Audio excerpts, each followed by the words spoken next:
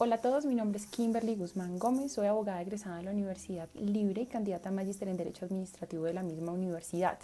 En este video les voy a presentar las implicaciones del caso de Aline da Silva Pimentel en contra de Brasil en la materia que es objeto de su estudio, que es Género y Derechos Humanos. El caso de Aline da Silva Pimentel es el primer caso de mortalidad materna en ser decidido por parte de un organismo internacional.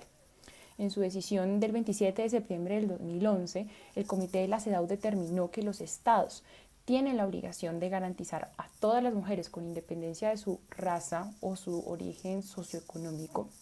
acceso en calidad y forma oportuna a los servicios de salud materna.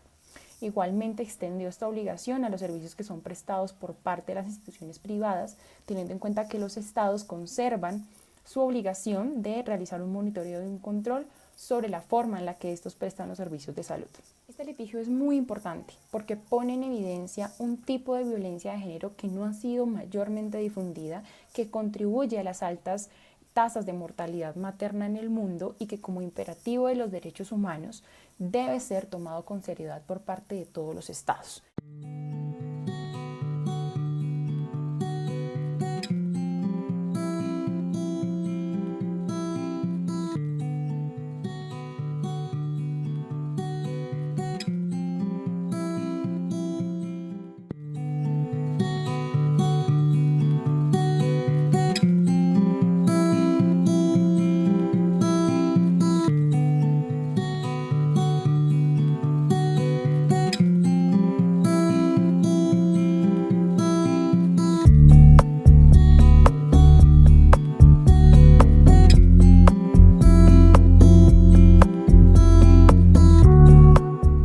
Resulta importante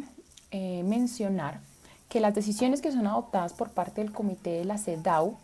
tienen el carácter de ser recomendaciones. Sin embargo, los estados parte tienen la obligación de presentar informes sobre su cumplimiento. Por otra parte, es importante tener en cuenta que las decisiones y las interpretaciones que adopta el comité frente a la convención se hacen parte de la convención misma. Por tal razón, los estados en su aplicación deben tomar en cuenta, además de la convención, las interpretaciones que ha hecho el comité. En ese sentido, la decisión que se va a estudiar es una herramienta jurídica muy importante para las organizaciones y las personas que se dedican a la defensa de los derechos humanos de la mujer. En este video les voy a contar las generalidades sobre el caso de Aline da Silva Pimentel en contra de Brasil. Vamos a enfocar un poco el tema en la violencia obstétrica vista desde los derechos reproductivos y sexuales de la mujer, cuáles han sido las modalidades que ya han sido identificadas de este tipo de violencia y vamos a hacer las reflexiones necesarias sobre el caso. Aline da Silva Pimentel era una mujer afrodescendiente de 28 años de edad. A sus 6 meses de embarazo acudió al centro de salud municipal más cercano a su lugar de residencia en Brasil por presentar dolores abdominales y severas náuseas. El profesional médico que la atendió le prescribió algunos medicamentos para manejar los síntomas y le ordenó la realización de unos exámenes hasta 2 días después de que recibió a la paciente. Aline permaneció en casa en estos 2 días, pero su situación empeoró. Cuando Aline volvió al centro de salud para la realización de esos exámenes, fue atendida por parte de un profesional médico quien encontró, después de la realización de un examen de ultrasonido, que el feto que llevaba Aline en su interior estaba muerto. Dado su grave estado de salud, los médicos recomendaron trasladar a Aline a un centro de salud con instalaciones más avanzadas. Solamente un hospital manifestó la capacidad para atender a Aline, pero se negó a utilizar una de sus ambulancias para su traslado. Y por las condiciones económicas precarias de su familia, Aline no podía contratar una ambulancia privada que la llevara al nuevo hospital. Por esta razón, Aline tuvo que esperar 8 horas para ser trasladada por ambulancia al hospital.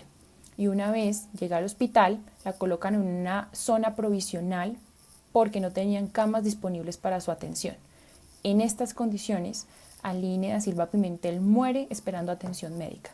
El caso es sometido al conocimiento del comité de la CEDAW el 30 de noviembre del año 2007 por parte de los familiares de Aline a través de una ONG en Brasil que se dedica a la promoción, a la protección de los derechos sexuales y reproductivos de la mujer.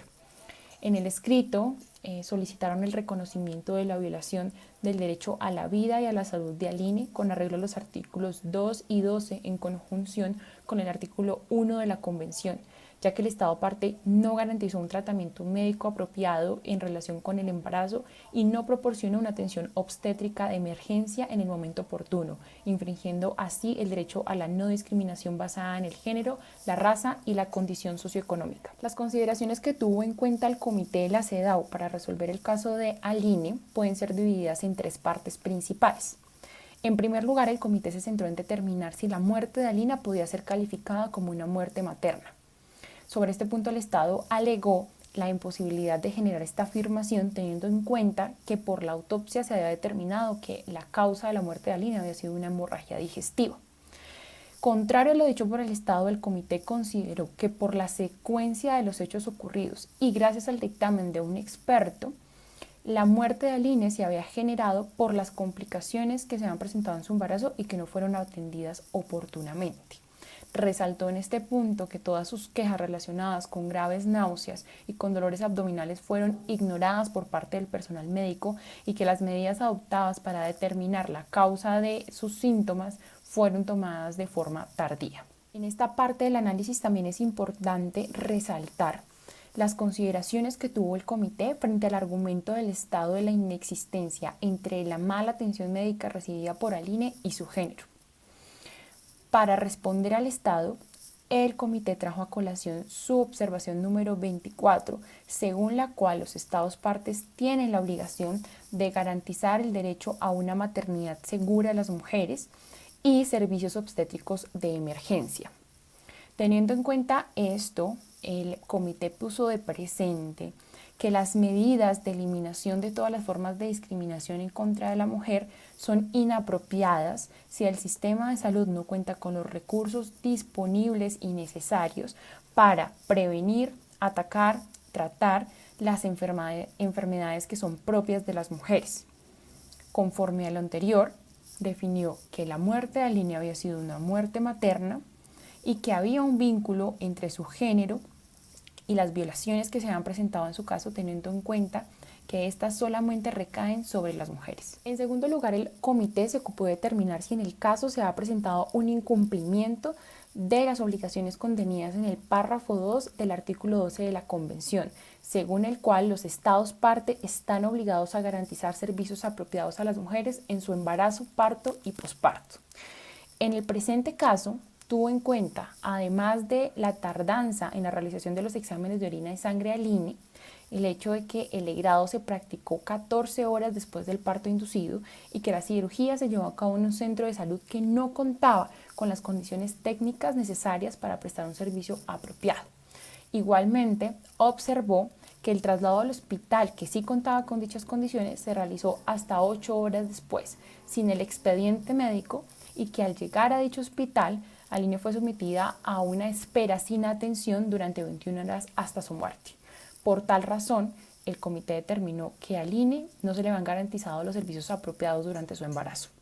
En este apartado también es importante resaltar que Brasil alegó que la mala calidad en el servicio no era imputable al Estado, teniendo en cuenta que el servicio había sido prestado por una institución privada. En relación con ello, el comité dejó en claro que el hecho de que varios estados puedan prestar los servicios de salud o subcontratarlos a instituciones privadas no los exime de su obligación de vigilar la prestación de este servicio en consonancia con el artículo 2E de la Convención. En tercer y último lugar, el comité estudió las demás violaciones alegadas por parte de las víctimas del caso, dentro de las cuales se encuentra que Aline fue víctima de una doble discriminación por su condición de afrodescendiente y por sus condiciones socioeconómicas.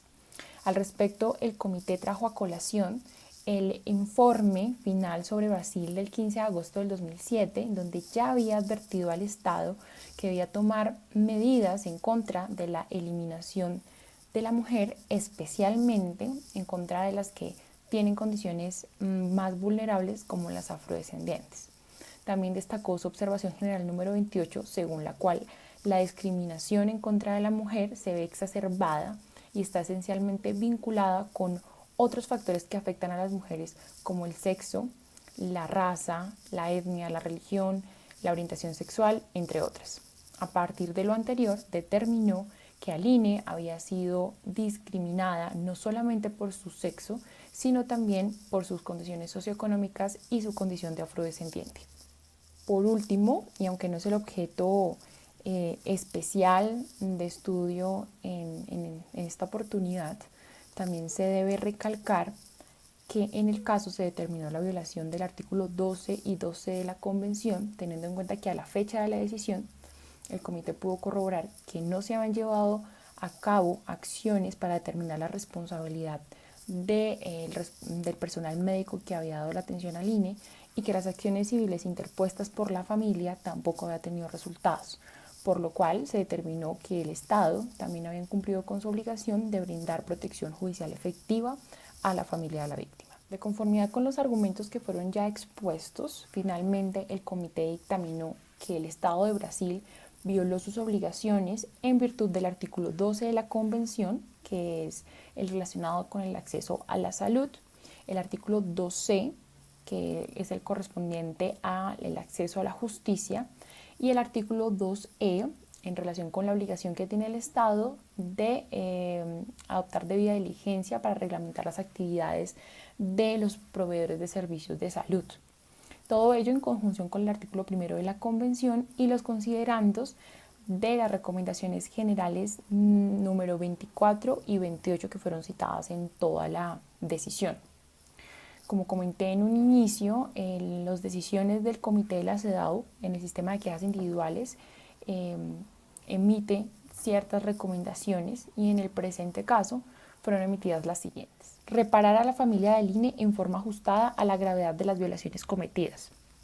Asegurar los derechos de la mujer a una maternidad sin riesgo y el acceso asequible de todas las mujeres a una atención obstétrica de emergencia adecuada. Proporcionar capacitación profesional adecuada a los trabajadores de la salud, especialmente en materia de derechos de salud reproductiva de la mujer. Asegurar el acceso a recursos eficaces en los casos en que los derechos de salud reproductiva de la mujer hayan sido violados y proporcionar capacitación al personal judicial. Asegurar que las instalaciones y servicios privados de atención de la salud cumplan las normas nacionales e internacionales pertinentes en materia de atención de la salud reproductiva. Asegurar la imposición de sanciones adecuadas a los profesionales de la salud que violan los derechos de salud reproductiva de la mujer y reducir las muertes maternas prevenibles mediante la aplicación del Pacto Nacional para la Reducción de la Mortalidad Materna a nivel estatal y municipal, incluso mediante el establecimiento de comités sobre mortalidad materna en los lugares en que aún no existan. Con este caso, el mensaje para los estados es claro. El acceso a los servicios de salud reproductiva de calidad durante el embarazo es un derecho fundamental de las mujeres y los estados que no garanticen este derecho tendrán que ser responsabilizados por ello. Lamentablemente, el caso de Aline es uno de miles en Brasil y en el mundo, en el que a las mujeres se les niega los servicios de atención básica médica para complicaciones durante el embarazo o que son sometidas a otras formas de violación que están esencialmente ligadas con la gestación. Decidir cómo vivir la propia sexualidad, en qué momento de nuestra vida tener hijos o hijas o no tenerlos son decisiones absolutamente personales que tienen que ser respetadas por las sociedades, pero que también tienen que ser plenamente garantizadas por los estados. Por el contrario, suelen ser obstaculizados o motivo de discriminación. Las manifestaciones más evidentes de discriminación en contra de las mujeres se muestran en la forma de controlar nuestra sexualidad y nuestra vida reproductiva. Y esto es una verdad más evidente para las mujeres que además de enfrentar las desigualdades por el hecho de ser mujeres, deben enfrentar otros motivos de discriminación como la raza, la orientación sexual, el estatus migratorio, socioeconómico, entre otros. Y aquí resulta pertinente aclarar que la protección de los derechos sexuales y reproductivos de las mujeres no solamente se centra en la generación de estándares legales y debates públicos alrededor del aborto, como un servicio de salud reproductiva necesario para las mujeres, claro está, sino que también busca la generación de servicios de calidad para las mujeres que deciden ser madres, para que se les garantice protección durante el embarazo, el parto y el posparto. De esta manera se logre reducir las tasas de mortalidad materna y reducir también la brecha existente para el acceso entre las mujeres pobres o en condiciones de marginalidad con respecto a aquellas mujeres que tienen acceso a recursos. Esta problemática ya ha sido objeto de pronunciamiento por algunas organizaciones internacionales e incluso algunas entidades estatales que se han interesado en el tema. Es el caso de la Organización Mundial de la Salud, quien, de forma resumida y precisa, estableció 3 recomendaciones para una experiencia de parto positivo para las mujeres. La OMS indicó que debía haber una atención respetuosa, una comunicación efectiva y un acompañamiento en el parto. La violencia obstétrica es la cara oculta de estas 3 recomendaciones. Es una violencia un poco invisibilizada, que no se manifiesta aún a través de estadísticas, pero que ya ha sido identificada por parte de algunas organizaciones gracias a relatos por parte de mujeres que han sido víctimas de esta. El Grupo Médico por el Derecho a Decidir en Colombia definió ya de alguna forma este tipo de violencia en los siguientes términos. La violencia obstétrica es la apropiación del cuerpo y procesos reproductivos de las mujeres por personal de salud, que se expresa en un trato deshumanizador, en un abuso de medicalización y patologización de los procesos naturales, trayendo consigo pérdida de autonomía y capacidad de decidir libremente sobre sus cuerpos y sexualidad, impactando negativamente en la calidad de vida de las mujeres. A propósito de esta problemática, la OMS también publicó en el año 2005 un documento denominado Declaración de Prevención y Erradicación de la Falta de Respeto y el Maltrato durante la Atención del Parto en los Centros de Salud. En ella reconoció que esta problemática y este tipo de maltrato no solamente viola el derecho que tienen las mujeres a recibir una atención respetuosa por parte del personal médico, sino que también puede poner en peligro su vida, su integridad, su salud y su derecho a no ser discriminadas. Y en este mismo documento contiene una serie de conductas que nos pueden servir como referencia para establecer qué situaciones podrían implicar una violación obstétrica. En este documento la OMS condenó el maltrato físico, la humillación, la agresión verbal, los procedimientos médicos coercitivos o no consentidos, incluyendo la esterilización, la falta de confidencialidad, el hecho de no obtener el consentimiento plenamente informado, la negativa a suministrar medicación contra el dolor, las graves violaciones a la intimidad, la denegación de admisión a los centros de salud, el abandono de las mujeres durante el parto y la detención de las mujeres y sus hijos recién nacidos en los centros de salud tras el parto debido a su incapacidad para hacer el pago. Más recientemente fue publicado un informe de la Relatora Especial de la Violencia en contra de la Mujer denominado Enfoque basado en los derechos humanos del maltrato y la violencia contra la mujer en los servicios de salud reproductiva, con especial hincapié en la atención del parto y la violencia obstétrica. Este informe es del 11 de julio del 2019 y reconoce que el maltrato experimentado por las mujeres en la atención de salud que se brinda durante el embarazo es una forma de violencia y que además se presenta como un fenómeno generalizado y sistemático. En este informe también se presenta una lista que no es exhaustiva de las diferentes manifestaciones que fueron identificadas como modalidades de este tipo de violencia a partir de las historias que fueron recopiladas de diferentes mujeres que experimentaron este tipo de maltrato y que pusieron en evidencia que es una problemática que se presenta en todo el mundo y en mujeres de todos los niveles socioeconómicos. Algunas de las prácticas que fueron identificadas en este informe como constitutivas de este tipo de violencia de género son técnicas médicas empleadas en algunos países como la sifisiotomía y la episiotomía, que son suturas muy graves que pueden representar daño definitivo en la vida sexual de las mujeres, igualmente daños físicos y psicológicos irreversibles, que son llevadas a cabo muchas veces sin consentimiento informado de la madre y que además muchas veces vienen acompañados de suturas post-alumbramiento, tomando más puntos de los necesarios con la machista creencia de proteger la satisfacción sexual de los esposos de las pacientes. También se logró identificar a partir de los relatos recopilados que en muchos casos se llevan a cabo esterilizaciones y abortos forzados bajo la creencia de que ciertos grupos de mujeres no son dignas de procreación. En esta práctica son especialmente víctimas las mujeres indígenas, afrodescendientes, mujeres en condiciones de discapacidad o seropositivas, entre otras. Finalmente, pese a que en este informe son identificadas muchas más conductas de las que refiero en esta oportunidad, también quiero recalcar las que son correspondientes a agresiones verbales o a tratamientos humillantes por parte del personal médico a las mujeres durante su parto y que están relacionadas con concepciones que relacionan el embarazo y el sufrimiento necesariamente para la mujer, por lo cual se les impide muchas veces gritar, quejarse durante el parto, muchas veces son amordazadas o amarradas a las camillas o culpabilizadas por la salud del bebé después o dependiendo de su desempeño durante el parto. Es precisamente fruto de dicha concepción que relaciona el sufrimiento con el embarazo y el sacrificio de la madre que otros sectores de la doctrina han identificado que el abandono y la desatención de la mujer durante el embarazo constituye una violación a los derechos humanos de la mujer, porque bajo esta idea las quejas, los síntomas y las afectaciones o dolores que pueden sentir la madre no son debidamente atendidas por el personal médico y esto muchas veces conlleva la afectación de la integridad, de la salud y la vida de la madre. Y aprovecho esta última referencia de conducta constitutiva de este tipo de maltrato porque mi intención con la descripción del caso de Aline y la profundización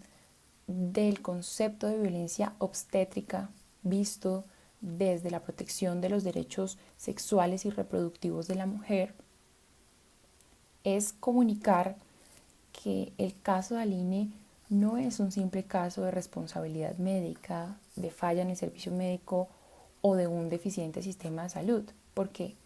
sí, Aline fue víctima de eso, pero también fue víctima de un abandono, de una desatención de sus dolores, de la normalización de su sufrimiento en el embarazo, de prácticas médicas deshumanizantes que terminaron causándole la muerte, porque la violencia obstétrica no requiere necesariamente de un acto radical y doloroso en el alumbramiento, sino que también se manifiesta con prácticas más sutiles como la desatención que fue padecida por Aline. Lo expuesto nos tiene que trasladar necesariamente a presentar y a formular cuestionamientos y conclusiones sobre el ejercicio de la maternidad como un derecho. Desafortunadamente, las madres que relataron sus experiencias, además de ser víctimas de violencia obstétrica, en la mayoría de los casos sus violaciones pasaron desapercibidas y fueron naturalizadas por ellas mismas, pese a sentirse inconformes, incómodas con su experiencia en el embarazo. Y lo que nos lleva a concluir que las madres gestantes no conocen sus derechos,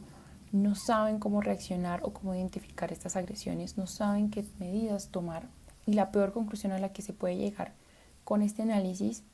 es que este tipo de violencia está absolutamente normalizado y naturalizado en la sociedad, entre otras cosas, por codificaciones estructurales como la que presenta el catolicismo, según la cual el precio que tiene que pagar la mujer para vivir y ejercer su maternidad es el sacrificio y el dolor. En definitiva, la violencia obstétrica es el reflejo de un modelo social, porque el gremio médico no actúa en forma neutral, sino que está determinado por imaginarios del sistema patriarcal. Ni los hospitales, ni los profesionales de salud, entendidos como individuos, están aislados a las normas culturales y sociales. Por el contrario, han interiorizado esos imaginarios de la mujer y la maternidad y estos a su vez determinan la forma en la que se enfrentan a determinadas situaciones. Y del mismo modo sucede con las pacientes. Así que sí, la violencia obstétrica es un reflejo de los imaginarios del sistema patriarcal. Y si estos imaginarios no son cuestionados, se siguen reproduciendo. Y lo interesante y a la vez preocupante de esta situación es ver cómo las concepciones estructurales que hoy se tienen de la maternidad determinan e inciden en forma real en la experiencia que tienen las mujeres en el embarazo. Por esta razón, mi invitación en esta oportunidad es que hay que politizar también la maternidad y hay que abordar esta conversación también desde el feminismo, preguntándonos cómo se quiere ejercer la maternidad, cómo se debe ejercer la maternidad y principalmente si una mujer decide en forma libre y voluntaria convertirse en madre, cómo hacer para que esta decisión no le implique un sacrificio y una pérdida absoluta de su libertad y su soberanía.